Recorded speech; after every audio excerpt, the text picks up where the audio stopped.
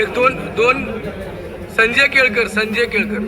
अध्यक्ष महोदय, पुण्यश्लोक अहिल्यादेवी होळकरांचं त्रिशताब्दी वर्ष आहे आणि मी शासनाचं, महायुती सरकारचं अभिनंदन करेन की त्यांनी त्यांच्या जन्मगावी भरीव निधी असा देऊन भव्य स्मारक उभारण्याचा निर्णय केलेला आहे. अनेक असे चांगले निर्णय केलेले आहेत अध्यक्ष महोदय.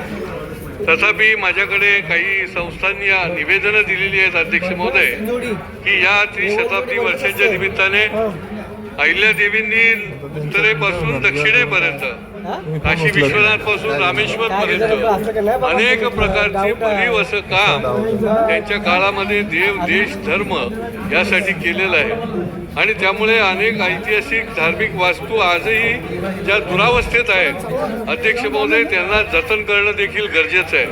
अध्यक्ष महोदय, जेजुरीचा होळकरवाडा असेल, पंढरपूरचं अन्नछत्र असेल, नाशिक येथील अहिल्याराम मंदिर, बारव, पुणे खडकी पिंपळगाव येथील होळकर ब्रिज, होळकर छत्री, लोणार, वेरूळ, नगर, जालना, कसारा घाट या ठिकाणचं अनुक्रमे अन्नछत्र, घाट, किल्ले, वाडे आणि विहिरी या संबंधामध्ये ज्या वस्तू दुरावस्थेमध्ये आहेत त्याचं देखील या निमित्ताने शासनाने त्याची दुरुस्ती करावी आणि पुन्हा एकदा त्या वास्तूला जो आहे तो भव्य दिव्य असं स्वरूप द्यावं, अशा प्रकारची मी आपल्या माध्यमातून शासनाला विनंती करतो.